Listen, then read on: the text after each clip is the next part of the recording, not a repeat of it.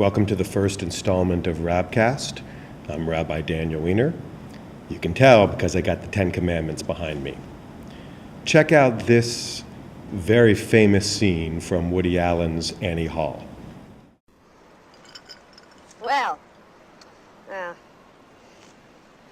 you're what Grammy Hall would call a real Jew. Thank you. Yeah, well, she hates Jews.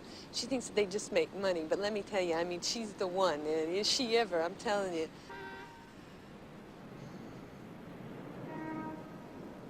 So, did you do those photographs in there, or what?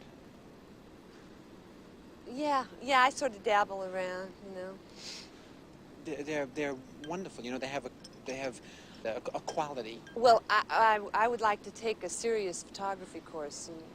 Photography's interesting because, you know, it's a new art form, and a set of aesthetic criteria have not emerged yet. Aesthetic criteria? You mean whether it's a good photo or not? The medium enters in as a condition of the art form itself. Well, to me, I mean, it's all instinctive, you know. I mean, I just try to feel it, you know. I try to get a sense of it and not think about it so much. Still, you need a set of aesthetic guidelines to put it in social perspective, I think. Well, I don't know. I mean, I guess you must be sort of late, huh? You know what?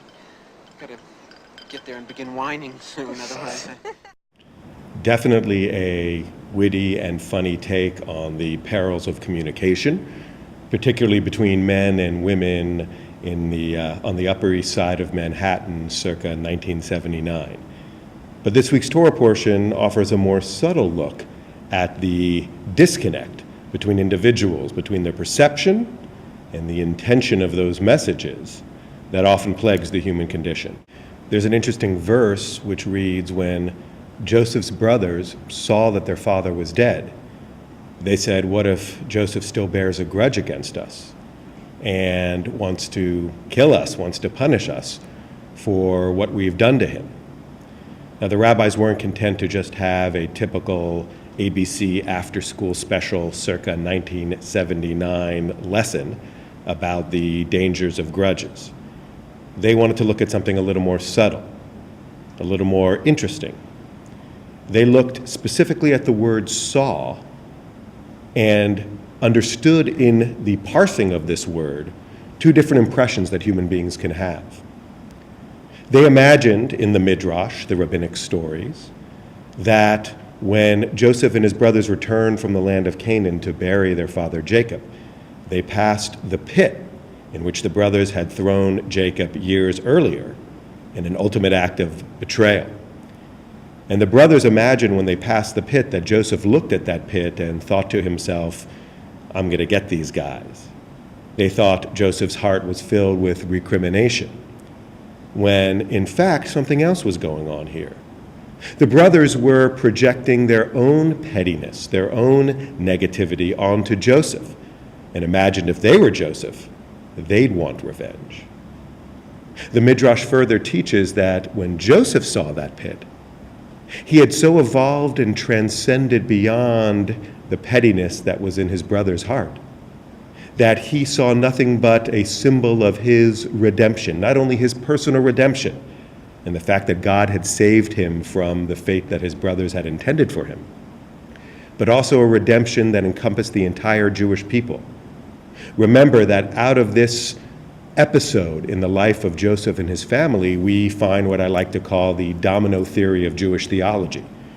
For if Joseph's brothers had not thrown him in the pit, he wouldn't have ended up in Egypt. If he hadn't ended up in Egypt, he would not have been able to rise to the rank of vice pharaoh. If he hadn't risen to that rank, then his family would have died in the land of Canaan during a famine. It would not have been able to come to Egypt and be saved. If his family had not been in Egypt, then they would not have been shackled into slavery many years later. If they hadn't been slaves in Egypt, they would not have experienced God's ultimate liberation and release. And without that release, they would not have crossed the Red Sea, received the Torah on Mount Sinai, and eventually made it to the Promised Land.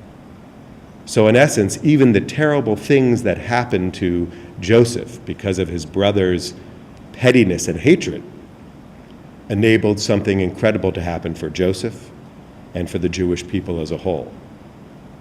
This week's portion teaches us that we have the potential to do what Joseph did, to rise above the pettiness and the narrow-mindedness of our own trials and tribulations, and to see, even in terrible moments, the potential for something good, for something bigger, for something broader.